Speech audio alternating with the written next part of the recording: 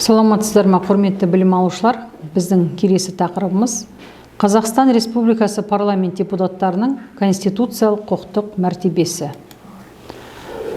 Дәрісіміздің жоспары Республика парламенті депутаттарының мәртебесінің түсінігі, Республика парламенті депутаттарының өкілеттіктері, депутаттардың парламент сессияларына, оның палаталарының отырыстарына қатысуының тәртібі және депутаттық сауалдар мен сұрақтардың түсінігі.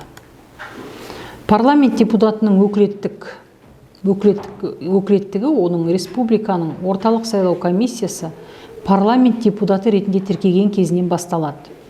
Депутаттар Қазақстанның халқына адал қызмет етуге және республиканың тұтастығы мен тәуелсіздігін нығайтуға, оның конституциясы мен заңдарына қатаң бағынуға, депутаттың өзіне жүктелген мәртебелі міндеттерін адал атқаруға ант беру арқылы басталады. Парламент депутатының басқа өкілді орган депутаты болуға, оқытушылық, ғылыми немесе өзге де шығармашылық қызметтен басқа ақы төленетін өзге де жұмысты атқаруға, кәсіпкерлік қызметпен шұғылдануға, коммерциялық ұйымның басшы органының немесе байқаушы кеңесінің құрамына кіруге құқығы жоқ.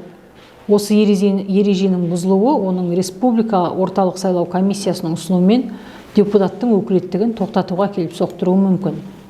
Парламент депутатының өкілеттігі бұл орыннан түскен, ол қайтыс болған, соттың заңды күшіне енген шешімі бойынша депутат іс-әрекетке қабілетсіз, қайтыс болған немесе хабар-ошарсыз кеткен деп танылған жағдайларда және конституция мен осы конституциялық заңда көзделген өзге де жағдайларда тоқтатылады. Партиялық тізім бойынша сайланған парламент мәжілісі депутаты саяси партияның басшы органының шешімімен кері шақырып алынған жағдайда оның өкілеттіктері мерзімінен бұрын тоқтатылуы мүмкін. Парламент сенатының тағайындалған депутаттарының өкілеттігі республика президентінің шешімі бойынша мерзімінен бұрын тоқтатылуы мүмкін. Тиісінше облыстың, республикалық маңызы бар қаланың және республика астанасының барлық мәслихаттары атынан өкілдік ететін депутаттар болып табылатын таңдаушылардың бірлескен отырысында сайланған парламент сенаты депутаттарының өкілеттігі осы таңдаушылардың шешімі бойынша мерзімінен бұрын тоқтатылуы мүмкін. Парламент депутаты ол Қазақстаннан тысқары жерге тұрақты тұруға кеткенде, оған қатысты соттың айыптау үкімі заңды күшіне енгенде, Қазақстан Республикасы азаматтығын жоғалтқан кезде немесе өз мандатынан айырылады. Парламент мәжілісінің депутатының өз мандатынан конституциялық заңға сәйкес өзі партиялық тізім негізінде сайланған саяси партиядан шыққан немесе шығарылған, конституциялық заңға сәйкес өзі партиялық тізім негізінде сайланған саяси партия қызметінен тоқтатқан, бір мандаттық аумақтық сайлау округтары бойынша сайланған депутат сайлаушылар конституциялық заңда айқындалған тәртіппен кері шақырып алған кезде айырылады. Парламент депутаттарының өкілеттігі бұл осы баптың 3 және 6 тармақтарында көзделген негіздер бойынша тоқтатылған кезде орталық сайлау комиссиясы парламент депутатының өкілеттігін тоқтатуға кеп соғатын негіздердің басталу фактісін көрсетіп, қаулы қабылдайды және парламенттің тиісті палатасына парламент депутатының өкілеттік мерзімін бұрын тоқтату туралы ұсыныс енгізу туралы шешім қабылдайды. Орталық сайлау комиссиясының ұсынуы негізінде парламент палатасы тиісті парламент депутаттарының өкілеттігін тоқтатады. Республика парламенті депутаттарының өкілеттігі бұл депутат парламент сессиясында және өзі құрамына кіретін оның органдарының отырыстарында қаралатын барлық мәселелер бойынша шешуші дауыс құқығын пайдаланады.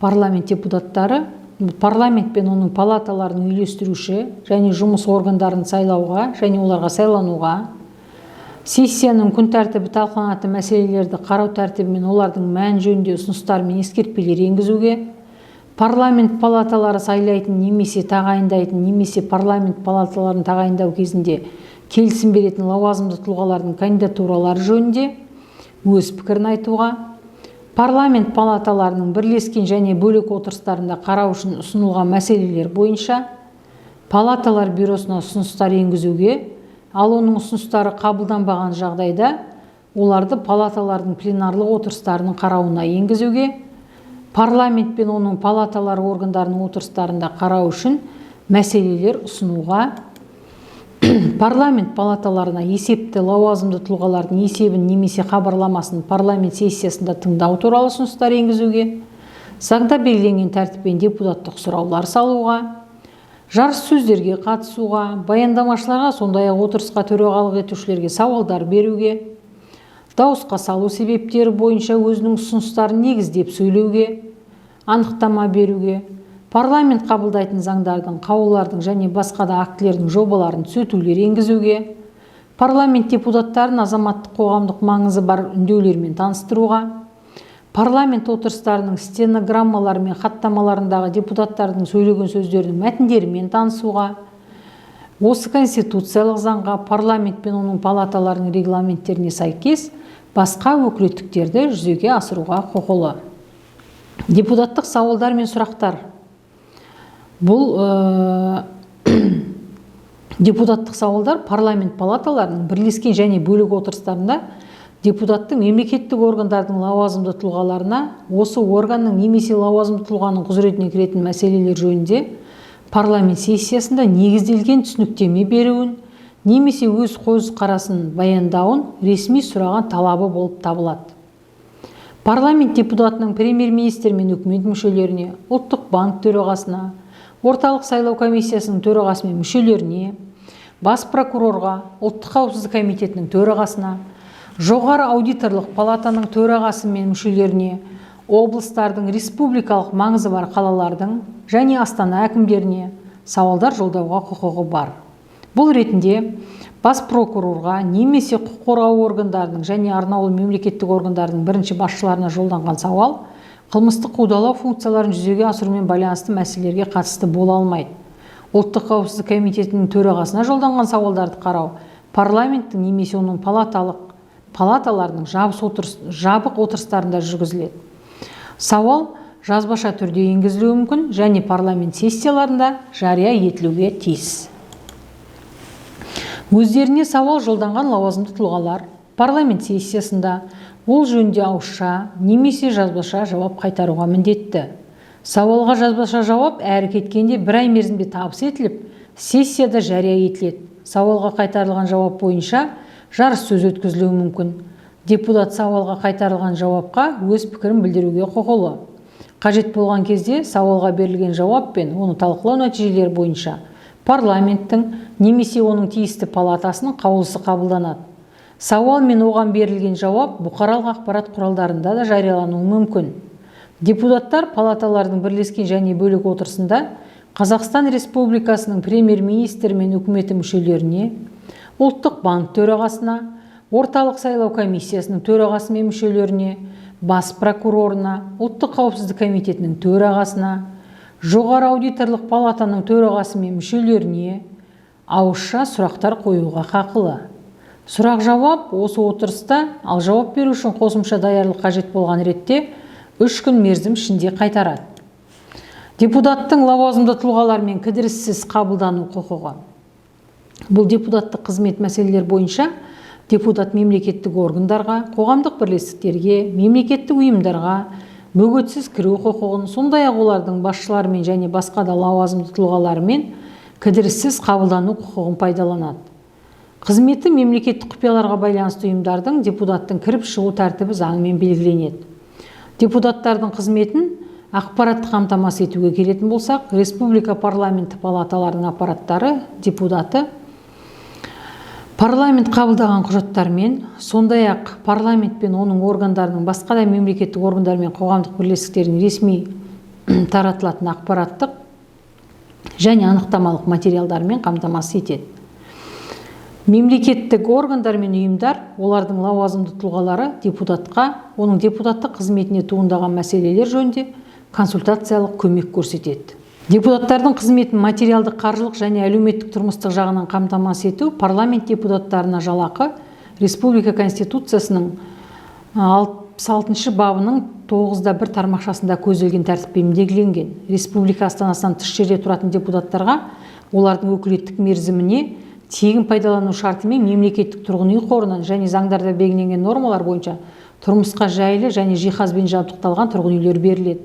Парламент депутатының өз сайлаушыларымен өзара қарым-қатынас жасауы, оларды парламент қызметі туралы ұдайы хабардар етіп отыруы, парламенттің, оның палаталары мен органдарының тапсырмаларын орындау үшін әрбір депутатқа көлік пен жол жүру құжаттарын кезектен тыс алу, сайлау округтеріне іс-сапарларға шығып тұру құқығы беріледі.